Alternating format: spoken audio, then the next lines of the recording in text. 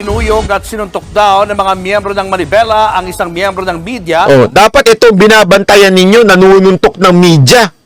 sa kilos protesta kaninang umaga. Ang binabantayan nyo yung mga taga KOJC na may daladalang yun ang anuhin nyo? Ano bang klase yan? Pinabulaan na naman niya ng Manibela at sinabing ang reporter daw ang nagsimula ng gulo. Nasa frontline ng balitang yan si Jerome. Sabi nito, banat ba yung purpose lang naman nila show o para mag-alangan ng iba, hindi ganun. At oo nga, alam ko yan, ang purpose lang talaga nila manakot. Yan talaga ang ano nila eh. Ang purpose nila manakot sa mga papalag sa gobyerno. Matagal na nilang ginagawa yan eh. Sa lahat ng mga sinuspindi nila, mga mayor, gobernor, ultimong vlogger, kikasuhan, pagka maingay kang vlogger tulad ko. Hindi, kasi may info ko. Ewan ko kinuwento lang sa akin ni Rocky to. Sabi ko, kasi nag-meeting kami ni Rocky nung isang araw. Kaya hindi ako naka-live din isang araw. Sabi niya, kwentuhan kami. May balita ako talaga. Kasi tinanong ko, ano sa tingin niyo ito si Trillanes? Ano ba? Talaga lang bang meron tong o talagang ano ito? Tinanong ko sa kanya. Sabi niya, meron kasi kung narinig na utos daw talaga yan, gipitin. Kasi nga, may plano pa rin daw tumakbo yan ng senador. Kaya kailangan na suporta ng gobyerno itong administrasyon na to. Kung hindi man, kinukuha niya yung suporta ng administrasyon doon sa lugar nila. Natatakbuhan niya. Kaya ganoon. Kaya ginigipit. Sabi ko, ba't naman pati ako gigipitin? Sana ikaw na lang. Ikaw lang madaldal dyan eh. Hindi ko ginanon. Hindi ko ginanon. Sabi ko talaga bakit pati naman ako? Siyempre, kailangan nilang mag-example sa vlogger para yung mga vlogger na madadaldal tulad nun si Jay Gibaran, daldal ng bunganga nung animal na yun. Si Boss Dada o si Coach Oli, kailangan nilang sampulan eh. Sabi ko, bakit naman siya sampulan? Ako pa. Bakit din na lang si Master Judea? Diba? Si Master Judea na lang, wag ako. Hindi kasi maano ka daw talaga eh, maingay ka daw eh. Sabi ko nga, kilala nyo ba si Trillanes? Sabi ko kay Attorney Roque. Oo, bakit? Kausapin nyo naman, sabihin nyo, isama naman yung mga kasamahan ko. Para may kasama naman ako. Bakit ako lang? Pararating daw niya. Ewan ko kung isasama. Si Jay Guevara, baka isama na yan eh. Kasi galit na galit yung Gago rin to si Jay Guevara, no?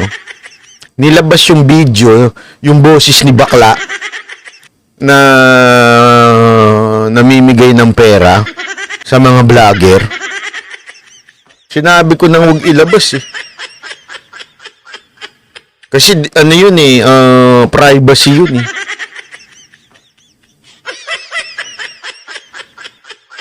Nabuking tuloy na talagang may perang bigayang nagaganap. Mantakin mo, kahiya-hiya sa kanila, lantaran yung bayaran. Data privacy daw. Sabi ko, putang inan to, data privacy. Anong data? DETA privacy. Sabi ba naman? Wala naman tayong data privacy law Anong data? Tanginan yan, no? Magdedemanda ka na lang, bobo pa. Hindi totoo. Kontakin mo, kakasuhan daw yung naglabas ng data privacy law. Siguro pagka dinala mo sa korte, ano itong data? DETA? Data? Saan ba? Walang batas na data privacy law.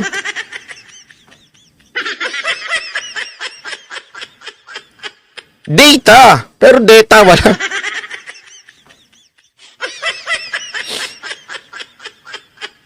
Grabe, alam mo itong mga to, itong mga insimada vlogger, sila talaga sumisira sa vlogging industry. Minsan, alam mo, ito walang biro to Ito, honest to honest, from the bottom of my heart. Minsan pag may mga nakakakita sa akin, tapos biglang sasabihin nila, si Banat Bay, ganun. Tapos yung isang kasama nila, hindi kilala. Hindi ako kilala, sasabihin nila isa, ano yan, vlogger yan.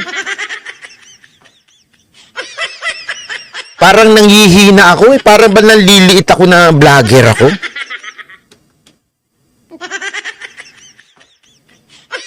Meron na pong data privacy law. Wala! Data nga meron.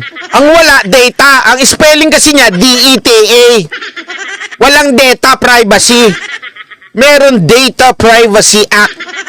Hindi data privacy. Hindi niya gets ni Madam, Ano ba yan? Kailangan ko pang ipaliwanag yung joke. Ano ba yan? Ayan yun, sabi niya, data privacy. Walang ganyan. Data ang meron.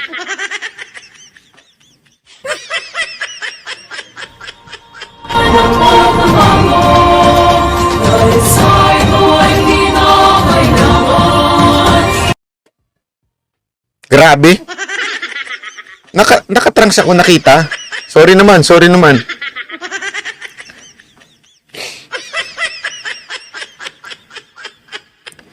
Sorry, nakita ba? Naka-boxer shot. Ay, nako. Hindi, alam mo, sa totoo lang,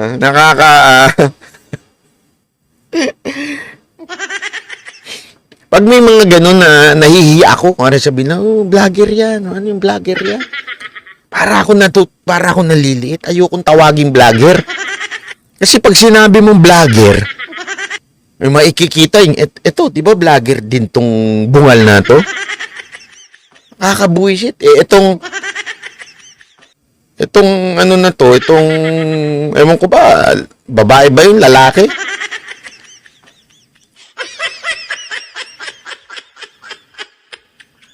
Pag nakita, vlogger, ganyan ang vlogger. Nahihiya ako. Tapos makikita pa nila si Mike Tae. Vlogger din to si Mike Tae.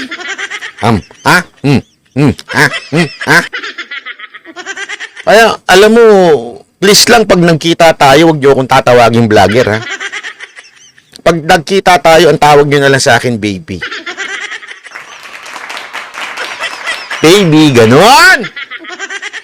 Baby! Yan. O kaya, be, huwag niyo akong tatawaging vlogger, sampalin ko kayo. Pag tinawag niyo ako, di ba ikaw yung vlogger? Ay, hindi, i-deny ko. Promise. O, ito, panoorin nyo ito mga, Par de la Peña. Oh, si Bato. Nakita niyo si Bato? Ayun, Ito si Bato, sumasideline ralista. Ayun, tingnan niyo si Bato, ha? Tingnan niyo, si Bato. Mga ganun pa, Si Bato yan, Nagkatensyon sa kilos protesta ng grupong Manibela kaninang umaga. Diyan nyo dapat ipadala yung SAP. Yan yung mga ralistang magulo, Matapos silang kuyugin ng isang miyembro ng media, pinalibutan ng mga miyembro ng Manibela ang reporter ng DZRH na si Val Gonzales. Kwento niya, sinuntok pa raw siya sa tagiliran ng isang miyembro ng Manibela habang nagbabalita. Lumapit sa akin, mayroong sumuntok dito sa aking likuran. Tingnan mo, alam mo, ang media hindi dapat ginaganyan yan. Kahit ba, kasi ang sinasabi daw nitong media, nakaka-istorbo na sa kalsada, which is totoo naman. Mag-rally ba naman kayo? Alam naman, yun nga lang tumigil na isang motor. Magkaka-traffic na, yung pa kayo mag-rally sa kalsada. Naturalmente, di ba? At Wala pong sound. Ano ba talaga walang sound tong news? Totoo ba walang sound tong news? Oy, ba't yung sinasabing walang sound?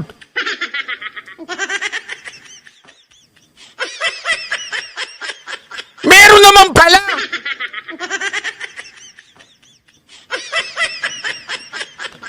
High blood ako ngayon, ha? Huwag niyo akong na ang aga-aga kong nagising. Tapos nakita ko yung raid niya sa KOJC, kaya high blood ako. Kulang ako sa tulog. Tapos, etong dito, pangatlong beses nag-cancel na magkakabit dito ng internet.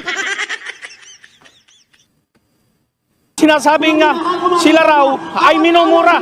Sila raw ay minumura. Yun yung kanilang binabanggit. Nagagalit sila na Naka-live siya, nagmumura. Pwede bang magmura yan? DCRH yan eh. Hindi nagmumura mga reporter ng DCRH. Matinong kumpanya yan eh.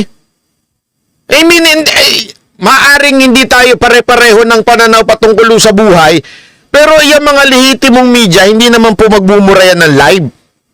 Kung vlogger yan, katulad ni Bungi, na palamura, ang baho na nga ng bibig, baho pa ng mga sinasabi, yun, nagmumura yun. Pero mga media, hindi naman nagmumura yan.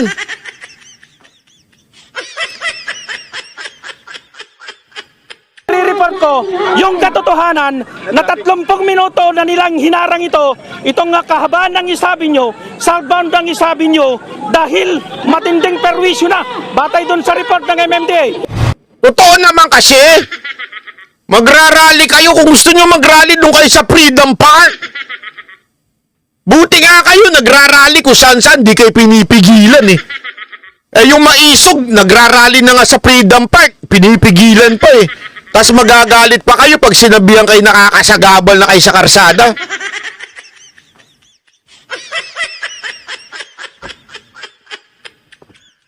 Diba?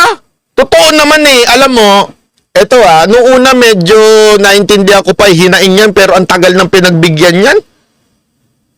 Panahon pa lang ni Duterte, umangaw-ngaw na yan. Bigyan sila ng panahon, bigyan sila ng oras. Iba na presidente, gusto nyo pa ng panahon? Baka matapos na termino ni Marcos, nagrereklamo pa rin kayo, kailan kayo bibigyan ng panahon? Sobra na yung panahon na yan, ha? Mariin namang kinondena ng Manila Broadcasting Company DZRH ang pananakit kay Gonzales. Desidido raw ang kumpanya na panagutin ang mga nasa likod ng Kasuhan nyo! Nang magkayarian, kasi mali naman yung alam mo, ang mga reporter hindi dapat ginaganyan. pananakit sa kanilang reporter. Pati ang Presidential Task Force on Media Security Oh, may ganyan pala?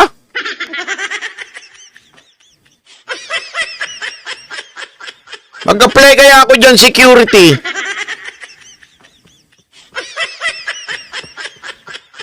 Kasi ang daming ensimadang vlogger na mainit ang dugo sa akin eh. Lalo na isa naghahamong pa na suntukan.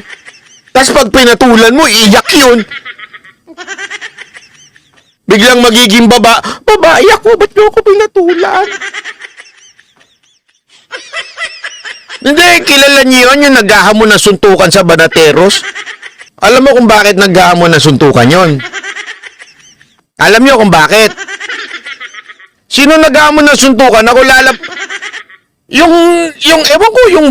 ewan ko kung bakla ba yun o babae o lalaki, hindi ko sure eh. Sabi mo kasi lalaki yun eh. Hindi ko talaga alam kung ano siya.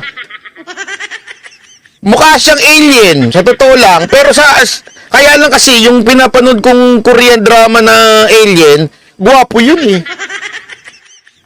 Ano bang pelikula yun, yung gwapong alien na Korea drama? Yung starring din sa Queen of Tears? Gwapo yun eh. Kaya, hindi ko na siya pwedeng tawaging alien ngayon.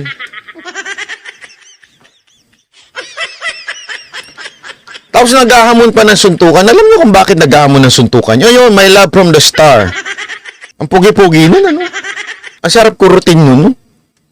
Parang ang kinis-kinis ng kutis niya. No? Di ba? Parang sarap gas-gasin ng pisngi mo. Oh, 좋아. 미요. siya. Bayan. yeah. Konti na lang. Ganun na ako magsalita. Ano, hindi. Masaya. Ay, sama. Hindi, yun nangahamon ng suntukan. Alam mo ba't naghahamon ng suntukan nun?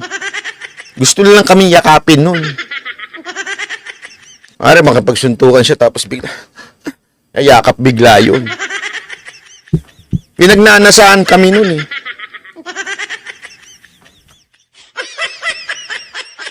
Sabi niya, ano ko yung sa panaginip. Dinalaw ako dun sa panaginip. Sabi nun sa akin, magiging babae na ako, basta patulan mo lang ako. Sabi sa akin, Jay Guevara, kadiri?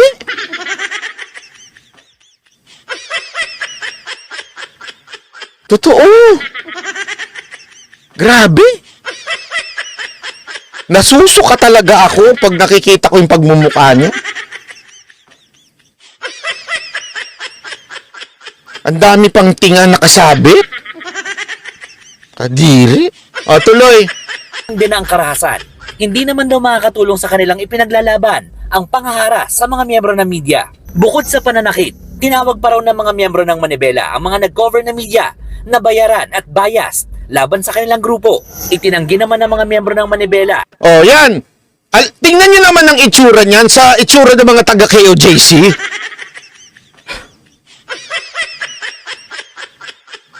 Di ba? Oh, sino ang dapat mas bantayan? Ng SAP? Sige nga, sino ba dapat ang bantayan ng SAP? Yan yung mga taga-KOJC.